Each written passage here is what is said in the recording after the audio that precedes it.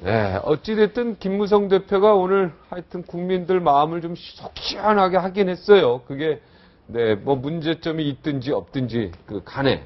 그래서 김무성 대표가 지금 차기 대권 후보 1위까지 올라갔습니다. 반면에 안철수 의원은, 네, 김무성 대표는 1위, 안철수 의원은 5위까지 떨어졌어요. 5위까지.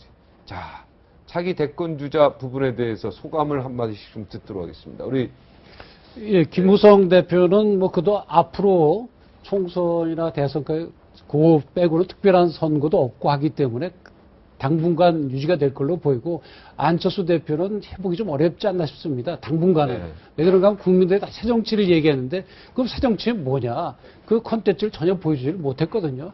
그래서 끝없이 말만 새정치했지 국민에게 대해서 새로운 걸 보여주지 못했기 때문에 다시 국민들에게 가까이 가고 대중적으로 가까이 가서 뭔가 새로운 걸 보여줘야 되는데 거기 성공하면 재기를 할 수 있을 것이고 안 그러면 어려울 것으로 보입니다. 그리고 새정치라는 단어 이제 뺐으면 좋겠어요. 정치권이 싫어져요. 새누리당도 앞에 새가 있는 거 아닙니까? 그죠? 아, 왜 자꾸 그 새, 그거, 민주정의당 80년대 만들어질 때도 새정치 계속 부르짖었었어요. 원래 자꾸 강조하면 뭔가 아닌 것 같은 그런 의식이 네. 들기도 하고요. 그럼 뭐 헌정치 하자는 얘기입니까? 항상 새정치지? 예? 김병준 변호사. 맞죠? 네. 아, 그걸 뭐 당 이름에 그 새정치. 그냥 민주당하고 이쪽은 뭐 보수당 하든가 아니면 깨끗하게 뭐. 근데요. 또 우파당. 깨끗하게 해야지. 우파연합. 딱 하는 게 낫지. 예? 그래서 국민들이, 아, 여기는 우파연합이구나. 아, 여기는 좌파연합이구나. 좌파가 나쁜 겁니까? 좌파 좋은 거예요. 좌파가 왜 나쁜 겁니까? 우파도 좋은 거고. 다 필요하죠. 다 필요한 거예요, 우파, 좌파가. 네. 그렇게 가야지 왜 그거를 다 자신을 속이고 있어요, 전부 다. 예. 그런 건 나는 바람직하지 않은 거예요. 근데 이제 그냥 좋게만 하는 차원에서 이해를 한다면 네. 어차피 새시로 국민들 헷갈리게 하는 거예요, 이게. 예. 새시로 나온 사람 입장에서는 네. 빨리 자리 잡으려면 과거에 있었던 경험이나 오래 버티고 있었던 사람들 빨리 쫓아내야 되거든요. 네. 그래야 새로 올라오는 사람이 자리 잡을 거 아닙니까? 네. 빨리 쫓아내면 제일 좋은 방법이 뭡니까? 구태 세력이라고 밀어버리는 게 아닙니까? 그 이미지 작업. 그래서 새자를 그렇죠. 그게 새정치의 본질은 뭐 혹여 저도 정치권에 입문하면 나도 새정치 하겠다라고 저도 새정치 구호를 들고 나갈 수 있겠는데 그거는 새로 들어오는 사람의 당연한 어떤 패턴 중에 하나라고 봐야 될 것 같고 새정치는 뭐냐면 결국은 자기가 뭔가를 해보겠다 이게 핵심이라고 봐야 될 것 같고 근데 이제 문제는 자기가 어떤 권력 의지를 갖는다 이거 저는 나쁘다고 생각하진 않아요. 근데 다만 이제 이 권력 의지에 담겨 있는 실제적으로 풍부한 컨텐츠, 문제 해결력 그리고 올바른 국가 비전이 담겨 있느냐 없느냐 이제 이걸 가지고 봐야 되는데 별반 안철수 대표가 사실은 이제 과정에서 그걸 못 보여주니까, 그러니까 새 정치 가지고 사기쳤다 지금 이제 국민들이 그렇게 보는 거죠. 우리 정태현 변호사는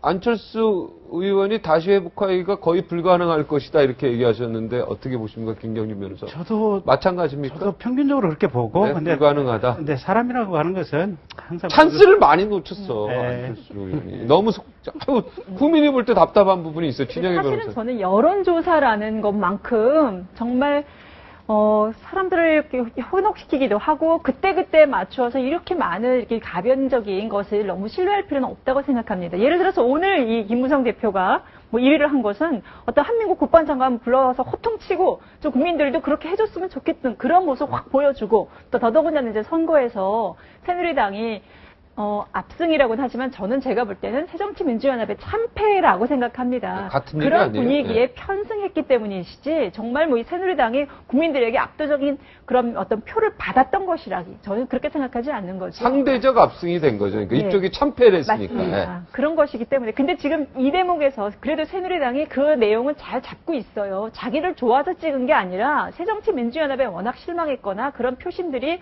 상대적으로 이쪽에 쏠린 것이지 우리 잘했다고 준 거 아니다. 이런 얘기를 많이 나오지 않습니까? 저는 그 부분에 대해서 그것이 남은 20개월 동안에 그 마음이 얼마만큼 유지되느냐 여기에 달려있는 것이고 김무성의 대표 지위도 결국은 그것이 어느 정도로 가시적인 결과로 보여주느냐에 달려있다고 생각하지 오늘 1위 내일 5위가 오늘 5위가 내일 다시 금방 5위가 당연하죠. 되는 것은 정치권의 생리입니다. 네. 그거에 연연할 필요는 없어요. 네, 하여튼 속 시원하고 좀 소신 있는 모습을 김무성 대표가 국민들한테 보여주고 있는 건 확실합니다. 네. 그러니까 여기까지 1위까지 지금 그렇죠. 가는 거죠.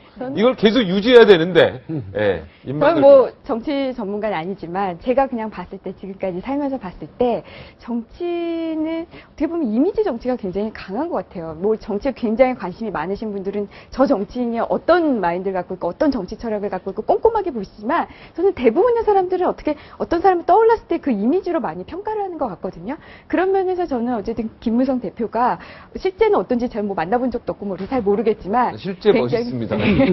어쨌든 어떻게 이런 표현이 맞을지 모르겠는데 좀 영리하신 거는 같아요. 왜냐하면 솔직히 왜 살인죄를 안 하냐 정말 책상 내범치면서 갑자기 급호감으로 확 분명히 저는 줬다고 생각을 딱 하거든요. 저런 스타일이 호탕하신 분이에요. 호탕해요. 네, 뭐 그러니까 어떻게 보면은 그 모습을 보고 아 저 사람은 차기 대통령감이다. 대통령이 호통치는 것 같은 모습으로 이렇게 오버랩되면서 보시는 분들도 저는 분명히 있었을 거라고 봐요. 근데 이게 어떻게 갈지는 두고 봐야죠. 왜냐하면 안철수 전 대표 같은 경우에도 그런 이미지로 처음에 딱 다가갔다고 저는 생각하거든요. 젊은 층에서 봤을 때 너무 신선하고 그동안에 뭐 어떤 뭐 무슨 뭐 대담 프로나 아니면 무슨 뭐 토크쇼 같은 데 나와서 보여준 모습들이 젊은 층들이 보기에는 굉장히 신선하고 저 사람이 뭔가 새 정치를 해줄 것 같고 또 본인도 나와서 굉장히 그 좋은 인상의 새 정치를 얘기했을 때 기대를 갖게 했던 건 맞아요. 그러나 결국 이제 보여준 게 없어서 결국에는 지금 굉장히 지지도가 5위까지도 떨어졌는데 글쎄요. 아직 희망 걸만합니까? 안철수 의원에게? 안철수 의원에게? 아직 젊으시니까 긍정적인 답변이 나올 것 같은데. 아, 저는 뭐 그 안철수 의원을 지지하고 안 지지하고를 떠나서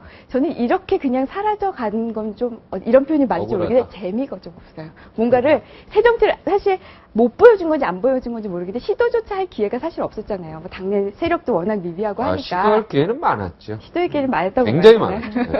아, 근데 새로운 뭔가 거 보여주면 조금이라도- 좋죠. 전 국민이 다 좋아.